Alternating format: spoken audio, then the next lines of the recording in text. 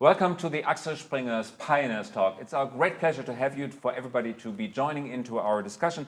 Theme of the day is Mission to Mars, and we have a very special guest today, which is Elon Musk. Elon, welcome. Thank you for having me. You're the founder of so many companies, of Tesla, of SpaceX. We're going to speak to that in a minute, but we have more than you in the round. We have entrepreneurs talk today. Great. And let me shortly introduce the other guests in the round. Dr. Hannes Ametsreiter, he is the CEO of Vodafone, the telecommunications company. We have Olivier Reppert, he is CEO of ShareNow, the car-sharing company. We have Markus Essing, the CEO of Philip Morris, undergoing a very strict renovation of its business model, moving away from tobacco. We have Andreas Kreuss, CEO of Einhell, which is a company specialized in trading for do-it-yourself construction and building. We have for batteries. I'm sorry? I said for batteries. And for batteries. Our main business is our platform, battery platform. Battery platform. So we have something in common. Okay, great. Dr. Saka Wörmann, he is CEO of DWS, the big B2C investment company. And Oscar de Boek, he is CEO of DHL Supply Chain. And my name is Christoph Käse. I'm your moderator. I'm with Axel Springer. So, Elon, we just came from visiting your construction site in Greenheide, and I think it's fair to say that everybody was deeply impressed. 12 months ago, this was a forest. There was no sewage. A cardboard factory, technically. A cardboard factory, well, in the sense that the trees were just grown for use in cardboard. So, to be clear, not an old-growth forest. It was literally a cardboard farm. Sometimes people wonder, are we knocking down old trees? But it's just, it's actually literally a cardboard farm. So and today... we knocked down a cardboard farm. Okay, but there wasn't any sewage, no fresh water, at least not in pipes, underneath the ground, of course. Just rain a decent amount, but yeah. And no electricity. Yeah. And now it's a huge factory, almost. We have a lot of the core shell that's been built, and there's still a tremendous amount of work that goes on, because the building is like, like if you ever get a computer, this is the building is the box that the computer goes in, but the computer is the hard part. Yes. So please tell us, Germans are not really famous for building buildings very quickly. We're in Berlin right now, look at the airport. Berlin Airport, right? How do you manage to build so quickly? Well, it is actually quite difficult to get all the permits, and it requires a lot of effort and a lot of close cooperation with the authorities. So I would definitely not say that it is easy to get the permits. It's not easy. One of the approaches that we did take was to proceed at risk with temporary permits. So there is a way to accelerate things in the system to go with temporary permits, but the risk is that your long-term permit could be denied, in which case that you have to stop everything. And tear it down. Yes. So most companies are not willing to take the risk of the temporary permit and then the risk of having to stop and tear down. Now, Elon, you're a CEO of a publicly traded company. Very valuable. Okay. Yes, of many publicly traded companies. How do you explain taking this risk to shareholders? I don't know. I mean, frankly, I think there's probably a lot of risk associated with Tesla, and if a low-risk situation is what an investor wants, I would recommend not investing in Tesla. But many still invest in Tesla because they believe in speed. Yeah. Why is speed of such an essence? Well, I think the speed is a fundamental determinant of the competitiveness of any company. So especially when there's technology involved. So the rate of innovation fundamentally determines which companies succeed. Which companies are the number one in a particular arena. If one company has twice the speed of innovation of another, provided that company does not die of a self-inflicted wound or have infant mortality, the company with the high rate of innovation will unequivocally win long term. You're building a factory that is geared for 500,000 cars. Yes, to be clear, I very much think that, and I've said this many times, the making of a prototype is easy. But production is hard, especially if you have advanced production techniques that people have not used before. The vast majority of our engineering effort is in manufacturing basically designing the machine that makes the machine. So I can't emphasize this enough. The factory, especially in advanced factories, the hard part. The vehicle design is comparatively easy. So we will aim for 500,000 vehicles a year. That is our goal, to get there as quickly as possible. The only limitation on growth is how quickly can we make cars that are high quality, high reliability. That's the only governing element on the rate of progress. But nonetheless, even with extreme effort, I think it probably takes us until, this is just a guess, until roughly the end of 22 to reach that level of production. What about demand? Not many Europeans drive electric cars yet you're building a gigafactory, as it's called. Yeah, it's giant. Is demand or creation of demand an issue in your mind, or do you think if the car's good, if the car's workable, if it's affordable, it will be sold? Absolutely. Definitely. Yeah, no question. No doubt in your mind. Zero. How come? Because creating demand is always a huge question on entrepreneurs' mind, but you seem totally confident that it will work. Absolutely. If you have a compelling product and and it is affordable, so the value for money is good, the affordability, people can have enough money to buy it, and the product itself is compelling, then demand is never going to be an issue. So that is not something I worry about.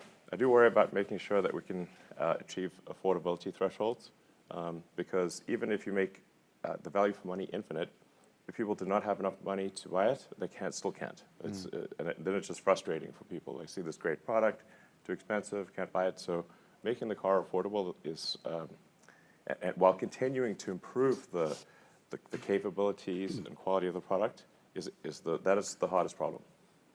So many people ask, how does Elon Musk manage his life? And I know you have been asked that question a lot of times, and I heard a lot of interviews with you, but still, even I wonder all the time, how do you do this? Because Tesla in itself is a huge, complex operation with factories on all continents almost by now. Almost, yeah. But it's not your only company. You have SpaceX, which seems to be a huge success. You have your own space program.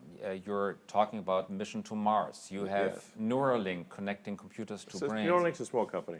It's a small company? It's very small. You have the Boring Company building... Very small. Very small company. Yeah. You envisioned Hyperloop. It's not a company, but...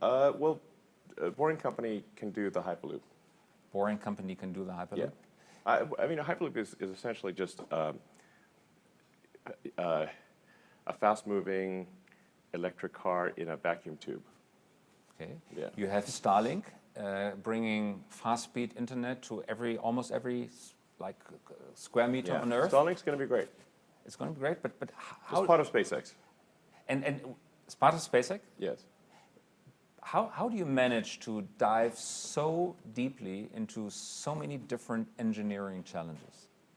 Well, I studied physics, and I'd certainly strongly recommend physics as a good grounding to understand the nature of reality.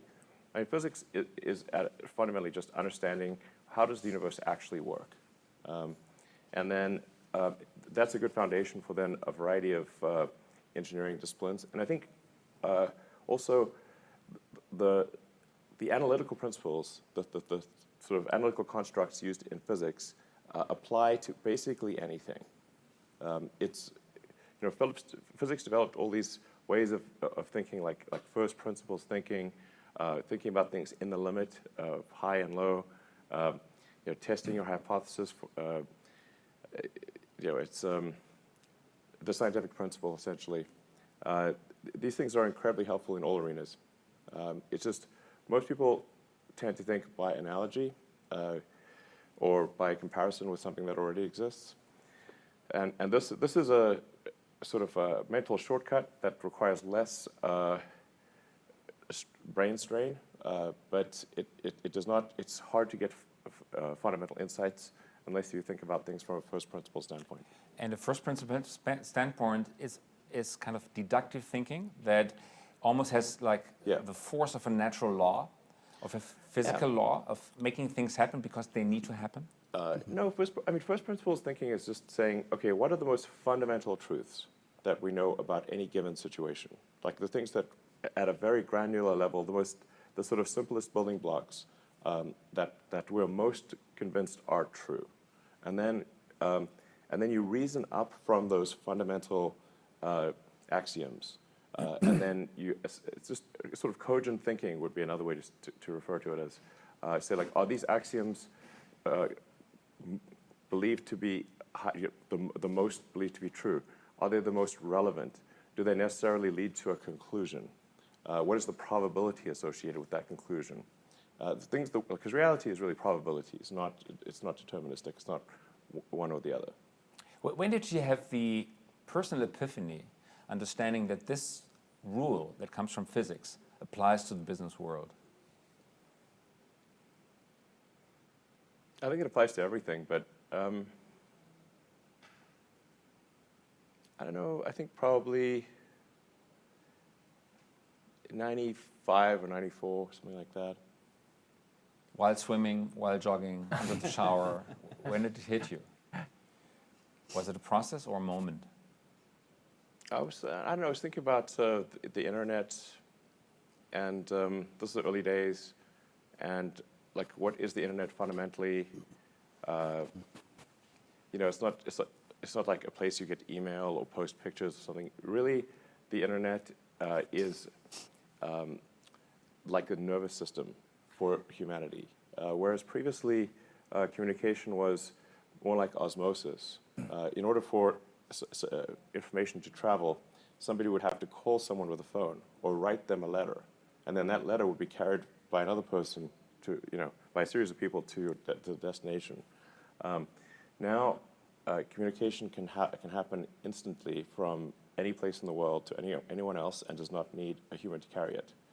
This is sort of like, at a cellular level, you see, say, a primitive multicellular creature will just communicate by osmosis from one cell to the next, or diffusion, essentially.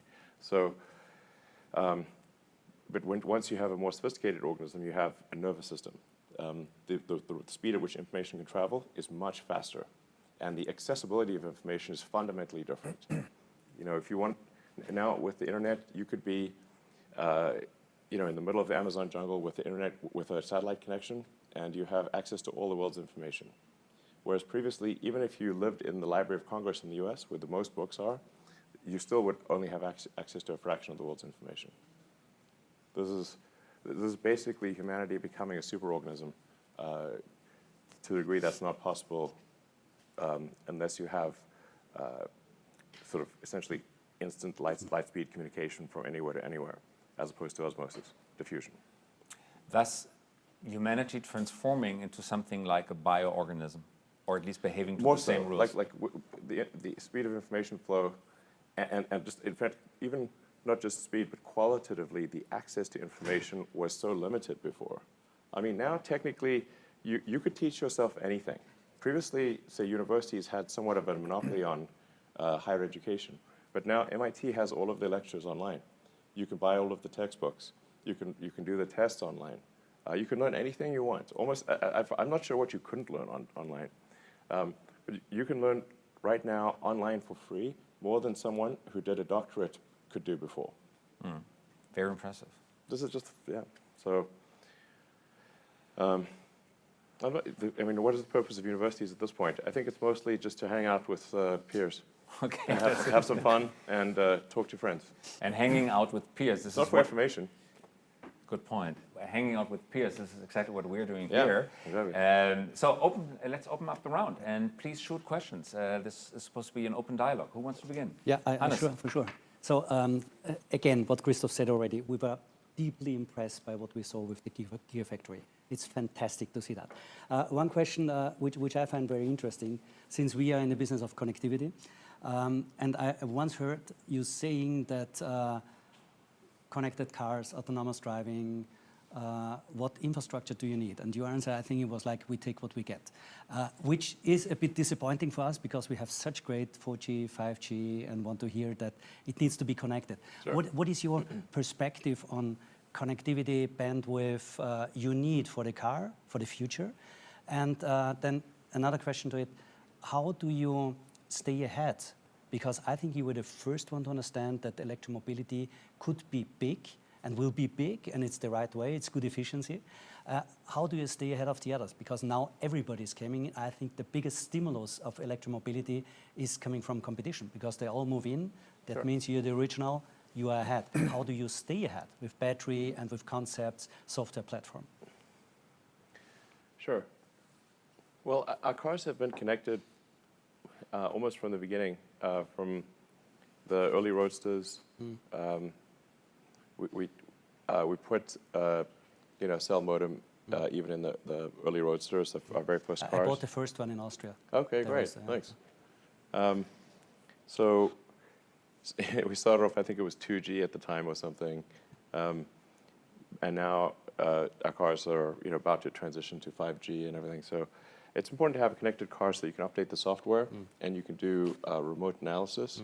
So a lot of the problems can be solved with the software update.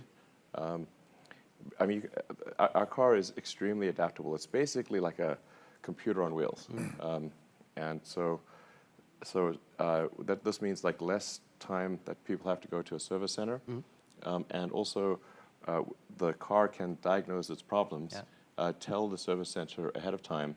We can stock the parts, and then we can be much more efficient about service.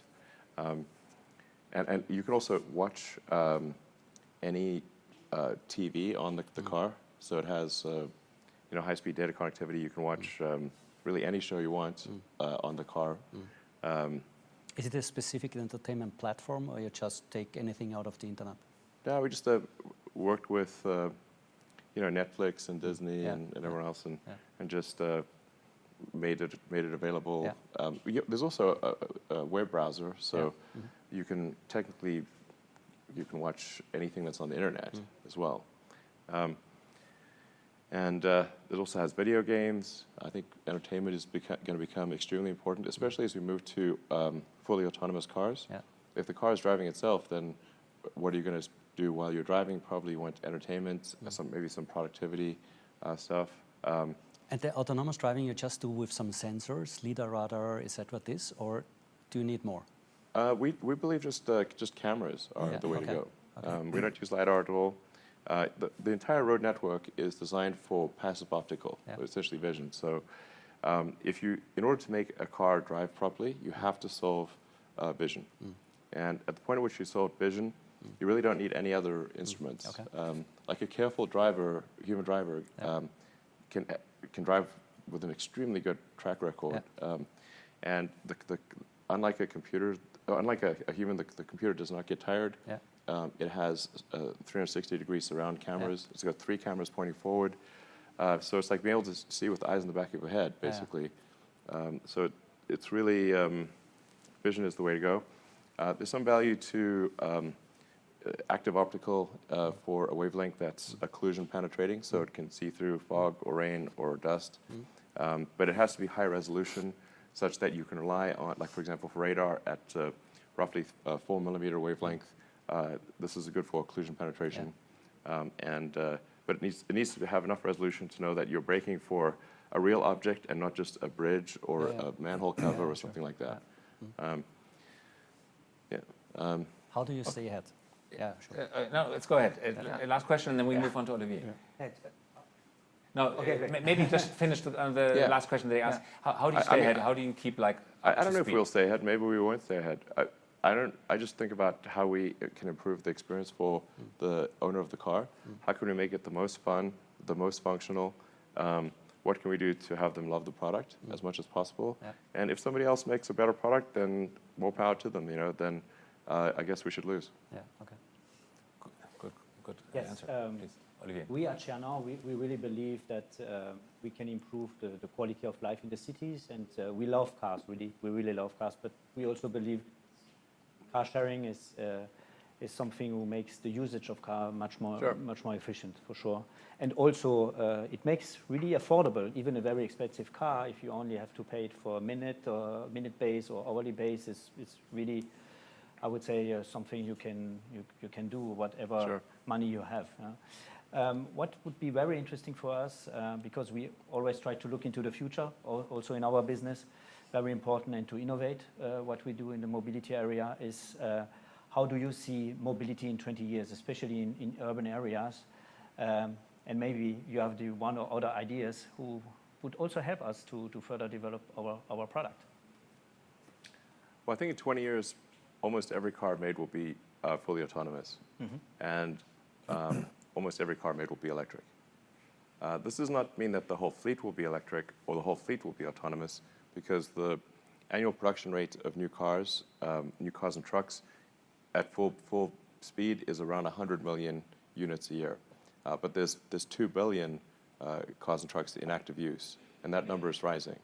So that's basically, it takes 20 years from the point at which 100% of all vehicle production is electric.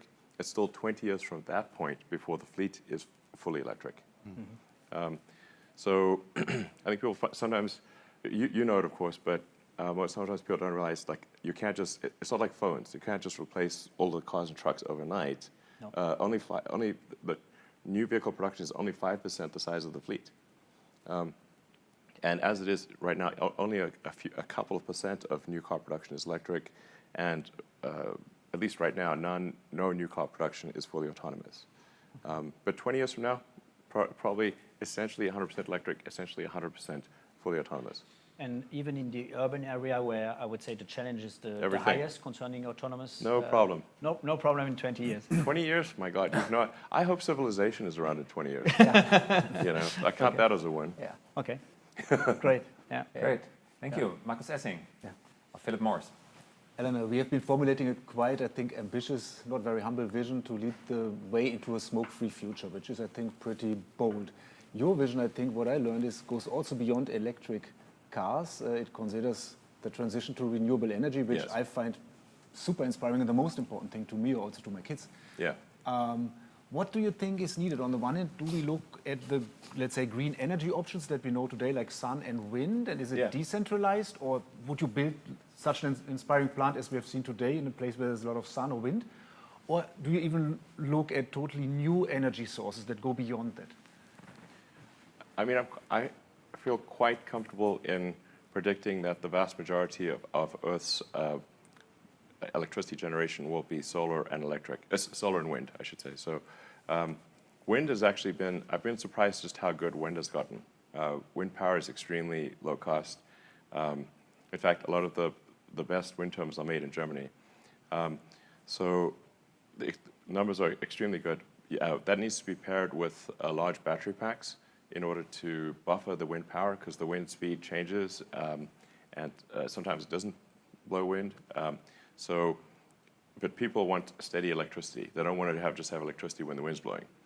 So you have to pair wind turbines with large battery packs, and the same is with solar. You've got to buffer the solar pack, because obviously there's no sun at night, and sometimes it's very cloudy. Do you see the growing electronic car fleet as a buffer for that, to be connected to the network, or is that unrealistic? I mean, I certainly could be wrong about this point. The early roadsters we made had vehicle-to-grid capability, but nobody used it. So it cost some money. Nobody was using it, so we turned it off. We can easily turn it on right now, and actually easy, especially in Europe, because of the way the connectors work. A little more, we need like maybe $100 accessory to be able to do this in the US. But I really think people want to have a home-based battery. Like I think the future that I see most likely is solar on the roof. So either where the roof itself, this roof tiles itself are solar generating, or it's solar panels retrofit on an existing roof, combined with a local battery. We have a product called the Powerwall. It's very popular. And then you need to combine that with grid level solar and wind. And then have a long distance high voltage DC connections. High voltage DC is extremely efficient at transferring electric power. No need for superconductors, in my view. Like the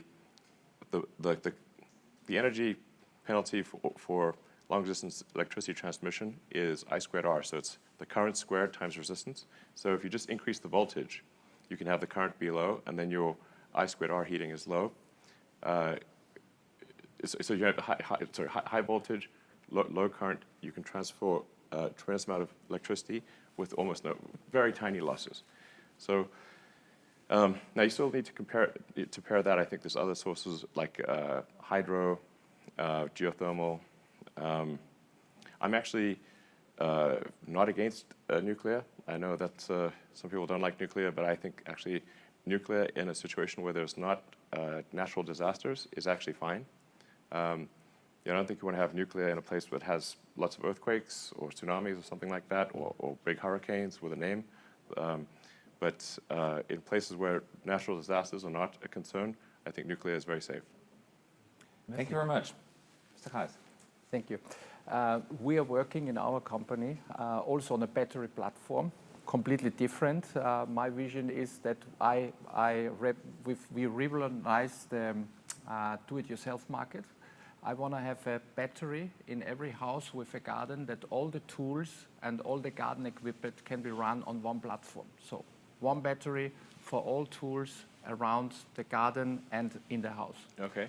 The key is for sure the battery, same as in the car. We're working every day on endurance and performance because this is what the customer requires in the car and also in tools and in garden. Yeah? The difference, I think, is we have our charger always with us. Yeah. And when we go all in electricity, mobility, what do you think? How fast we can charge the cars and how long it will take us when everybody drives with an e-car to charge the battery, that we're having not a completely mess in front of the fueling stations? Well, I think most people are going to charge their cars at home. Generally, people will charge their cars where they charge their cell phones, and that's at home at night. This actually works fairly well with the grid usage because the electricity usage on the grid is mostly during the day. So you don't actually need a lot of new power plants, given that people primarily charge their car at night at their house. Now, not everyone can do that. Some people park on the street or something, and that's where you need supercharger stations or charging at work. Total electricity power consumption obviously will increase. I mean, when all transport goes electric, all road transport going electric, will approximately double electricity usage, total electricity usage. Like I said, because most of it's at night, that doesn't mean a doubling of the power plants. But we will need to increase the amount of solar and wind, geothermal, hydro, nuclear. I think this is fine, like I said, in order to solve the needs of electric vehicles. My guess is that the majority of the electricity production long term will be photovoltaics, solar, and paired with batteries, obviously. That's my guess. Yeah. Dr. Böhmann, thank you very much, of DWS. Yeah, no, thank you. I think DWS is an investing company in big companies around the world. But I want to congratulate that you have chosen Germany for this fabric. I think might be look into the engineer space. It's a big culture in Germany. I have to say that I'm not native German, but I've grown up here, and this is a really big culture for automobile industry. And I think that you came to Germany is impressive for me. But one thing what I learned is I love Germany. It's great. Yeah, might be we have more time to talk in a later stage. But one thing what I would like to also learn today from you is not to be an engineer, but to think in like a physician. This is important. I think I have 4 young children, so I have to advise them now a little bit differently. I think people should have more kids. Yeah. Seriously. Yeah. No, totally. I mean, people don't have humans. Where are the humans coming from? Yeah. Yes. You're right. Got to make them somehow.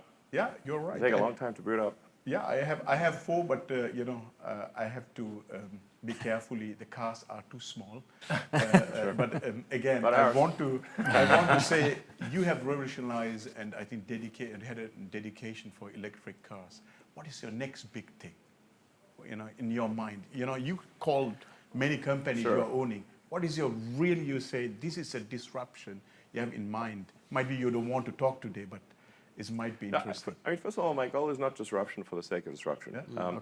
I really think there's some important things we have to solve in order for the future to be good. Yeah. I would say like my sort of algorithm or optimization is like, okay, what set of things do we need to do to ensure that increase the probability that the future is going to be good? Yeah.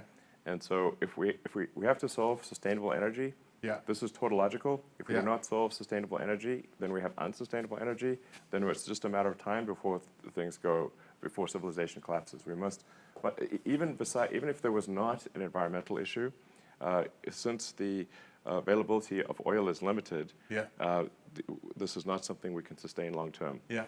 My original interest in electric vehicles was actually not environmental. It was out of concern, just studying physics, and I'm like, wait a second, we need to transition to solar electric, or we're going to have a problem, and we run out of oil, civilization collapses. That's a problem. Now, of course, the environmental concerns have added to the urgency, because the more CO2 we put in the oceans and atmosphere, the more we increase the probability that something will go wrong.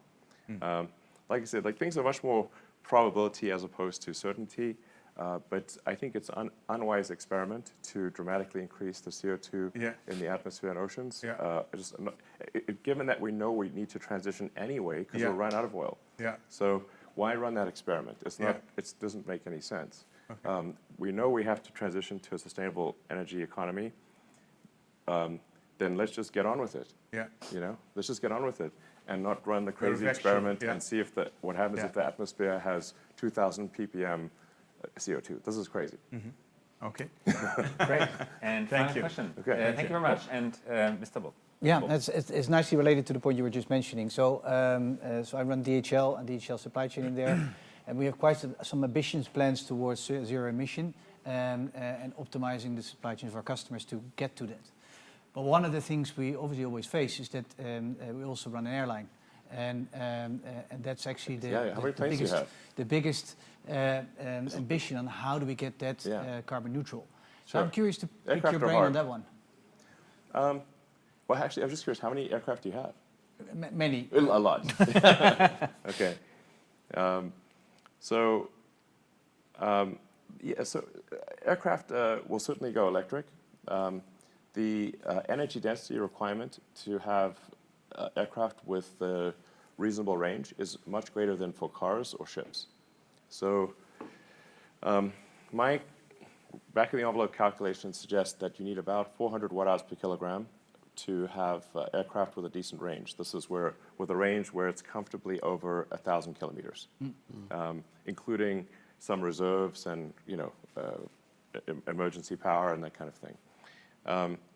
And then as you go above 400 watt-hours per kilogram, it gets really better in a nonlinear way because you spend so much of your energy getting to altitude. Once you get to altitude, the air is thin and your cruise power is quite low.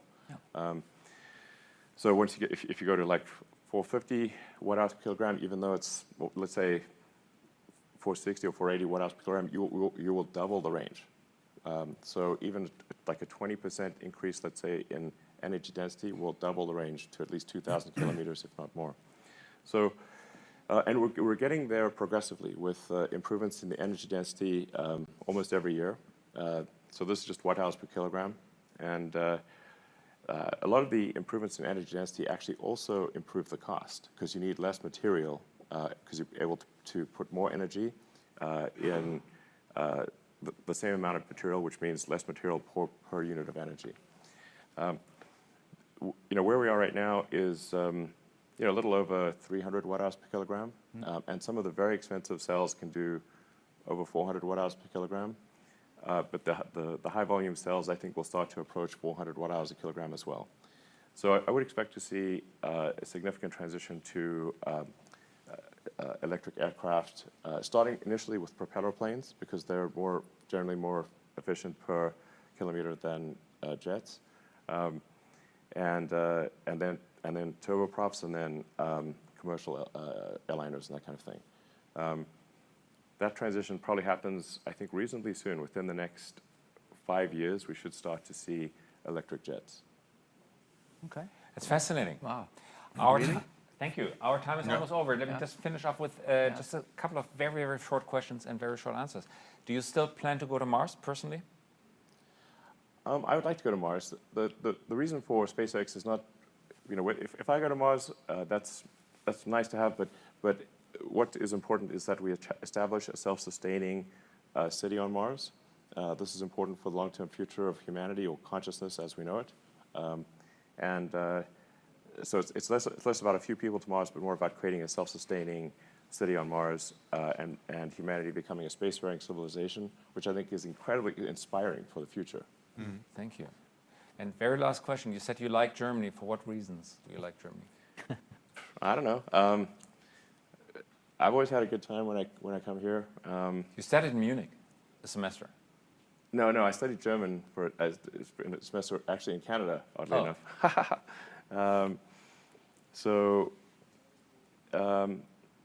I don't know. I do like the sort of the engineering culture, and it's hard to say exactly why do you like something, but I always have a good time. And people, I think, they really want to get things done, and I don't know, a lot of the coolest people I know are German, so I don't know. That's why I love Germany. We leave it at that. Thank you very much for being here. All right. Thank you very Thank much. you. And this has been, thank you very much. All right. Hand of applause. Thank you. This has been our Pioneer Talk. Thanks for joining us. Thanks for everybody being here. Thanks, Elon Musk, for joining us. Thank you and have a good day. All right. Bye-bye. Thank you. Thank you. Thank All you. right.